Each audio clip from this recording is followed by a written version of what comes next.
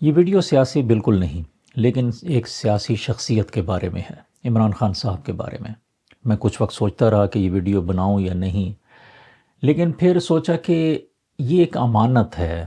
جو مجھے لوگوں تک پہنچانی چاہیے۔ کسی کے بارے میں کوئی اچھائی، کسی کی کوئی بڑائی کا اگر علم ہو تو اسے آگے بیان کرنا چاہیے، اس کا ذکر کرنا چاہیے۔ 2 مہینے پہلے میں پاکستان میں تھا،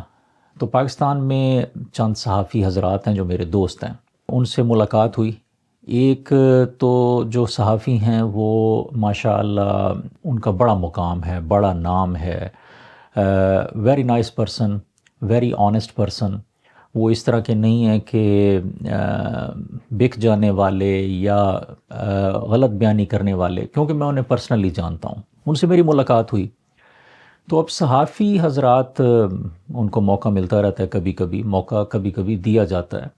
کہ اڈیالہ میں جا کر وہ خان صاحب سے ملاقات کرتے ہیں۔ تو وہ جب خان صاحب سے ملے تو انہوں نے خان صاحب سے ابھی ریسنٹلی تو انہوں نے خان صاحب سے کہا کہ خان صاحب اب تو لگتا ہے کہ سارا نظام ہی کچھ ایسی صورت اختیار کر گیا ہے کہ اب کوئی امید ہی نظر نہیں آتی کہ آپ اس حالت سے نکل بھی پائیں گے یا نہیں۔ کیوں نہ آپ ڈیل کر ہی لیں، کوئی ڈیل کریں، ان سے طے کریں اور ایک دفعہ رہا ہو جائیں، اس اذیت سے، اس مصیبت سے نجات حاصل کریں، اور پھر جب باہر آئیں تو پھر دیکھیں آپ نے کیا کرنا ہے۔ تو صحافی کہتے کہ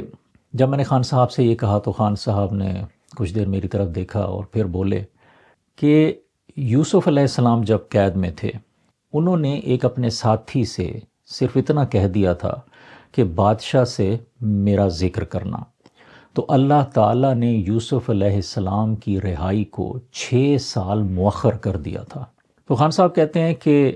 جو خدا یوسف علیہ السلام کا تھا وہی خدا میرا ہے، اور جس خدا کو معلوم تھا کہ یوسف علیہ السلام ناحق قید میں تھے، اس خدا کو یہ بھی معلوم ہے کہ عمران خان بھی ناحق قید میں ہے، اور جس طرح یوسف علیہ السلام کے لیے صرف اس کا اللہ کافی تھا، اسی طرح میرے لیے بھی میرا اللہ کافی ہے، اور میں اپنی رہائی کے لیے کسی سے بھی کوئی بات یا کوئی ڈیل ہرگز نہیں کروں گا، میرے لیے میرا اللہ کافی ہے۔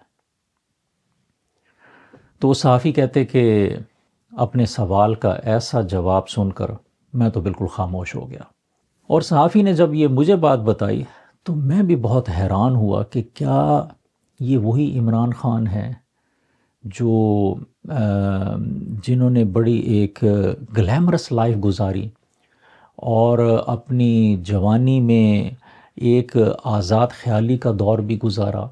تو ایک ایسا انسان جو اتنی گلیمرس لائف گزار کے، اور اب وہ کیا اللہ پہ یقین اور ایمان کا کیا ایسا مقام حاصل کر چکا ہے کہ جو ہمیں بھی حیران کر دے بالکل۔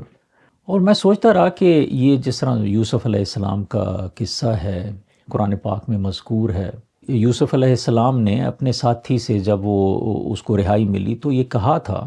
جس کا مفہوم یہ ہے کہ بھئی تم بادشاہ کے پاس جانا تو میرا ذکر کرنا۔ ظاہر ہے کہ وہ ناحق قید میں تھے تو وہ چاہتے تھے کہ کم از کم بادشاہ کو پتہ تو چلے کہ میں یہاں پہ قید میں ہوں۔ اب یہ ہے کہ یوسف علیہ السلام نے کوئی گناہ تو نہیں کیا تھا، لیکن انبیاء کا مقام بہت اونچا ہوتا ہے،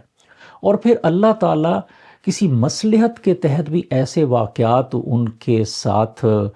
رونما کراتا ہے کہ جو اصل میں ہماری تربیت کے لیے ہوتے ہیں۔ اب یہ تو نہیں کہا جا سکتا کہ یوسف علیہ السلام نے کسی انسان کا سہارا لیا تھا، نعوذ باللہ خدا کو چھوڑ کر انسان سے مدد حاصل کی تھی، ایسا بالکل نہیں ہے۔ ایک روٹین کی بات تھی کہ بادشاہ سے میرا ذکر کرنا، لیکن ان کا مقام اتنا تھا کہ اللہ تعالیٰ ہمیں یہ سکھانا چاہتے تھے کہ صرف اللہ ہی کافی ہے۔ تو اور پھر ہوا بھی یہی کہ اس انسان کو جس طرح قرآن پاک میں مذکور ہے، جس کا مفہوم یہ ہے کہ اور شیطان نے اسے یہ بات بھلوا دی کہ وہ بادشاہ سے ذکر کرتا۔ اب ظاہر ایسا تو نہیں ہے کہ شیطان جو چیز کسی کو بھلوا دے تو اللہ کے پاس اتنا اختیار نہیں کہ وہ نعوذ باللہ اس کو یاد نہ کرا سکے، لیکن اللہ تعالیٰ ایک اپنے علم، اپنی خاص مصلحت کے ساتھ ایک ایسا سارا کچھ ہونے دے رہے تھے۔ ویسے تو ہم دیکھیں ایمان اور یقین کی بڑی باتیں کرتے ہیں، مجھ سے کہیں میں کتنی تقریر ایمان اور یقین پہ میں جھاڑ دوں، لیکن جب خدا نخواستہ جب مجھ پہ خود مشکل آئے تو ہم میں سے کتنے لوگ ہیں جو ایمان اور یقین پر پورے اترتے ہیں؟ جتنے بھی لوگ اگر وہ ناحق قید میں ہیں تو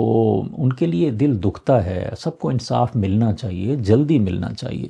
لیکن جہاں یہ دل دکھتا ہے تو پھر ہمیں ان باتوں پہ غور کرنے کی بھی ضرورت ہے نا، کہ چلیں عمران خان صاحب کے بارے میں تو کچھ کہہ سکتے ہیں کہ وہ ان سے کوئی غلطی ہو بھی سکتی ہے، ہو سکتا ہے کچھ ایسا ہوا بھی ہو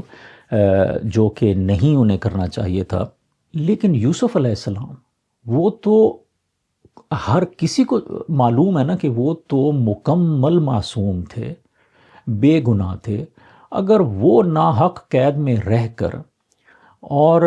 6 سال سے بھی زیادہ قید کاٹ سکتے ہیں، اور اس وقت کی قیدیں تو آج سے بھی کتنی زیادہ تکلیف دہ قیدیں ہوتی ہوں گی، تو وہ اگر یہ کاٹ سکتے ہیں، جس میں اللہ کی ایک مصلحت تھی، کیونکہ جب رہا ہوئے تو اللہ تعالیٰ نے انہیں مصر کا حاکم بنا دیا۔ تو اللہ تعالیٰ کے اپنے ایک انداز ہیں ہر کام کرنے کے، ہر چیز میں مصلحت ہوتی ہے، ہمیں اس کی زیادہ سمجھ حاصل نہیں ہو سکتی، ہمارے ذہن محدود ہیں۔ اور پھر اگر ظاہری طور پر یہ دیکھا جائے، فار ایگزامپل اگر خان صاحب بالفرض کہ وہ اگر خدا نخواستہ رہا ہوتے ہی نہیں ہیں، ظاہری طور پر انہیں کوئی کامیابی نہیں ملتی، لیکن کامیابیاں صرف ظاہری تو نہیں ہوتی نا۔ اب اگر ایک شخص کو اللہ تعالیٰ اپنا قرب عطا کر دے،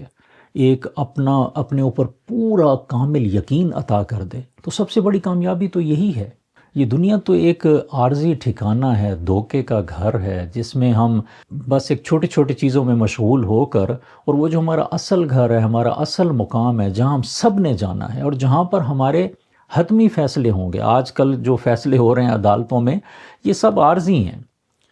فیصلے جن کے حق میں کیے جائیں گے وہ بھی چلے جائیں گے، جن کے خلاف کیے جائیں گے وہ بھی چلے جائیں گے، اور جو فیصلہ کر رہے ہیں وہ بھی چلے جائیں گے، لیکن ان سب کے فیصلے پھر ادھر آخرت میں ہوں گے، سب سے بڑی عدالت میں۔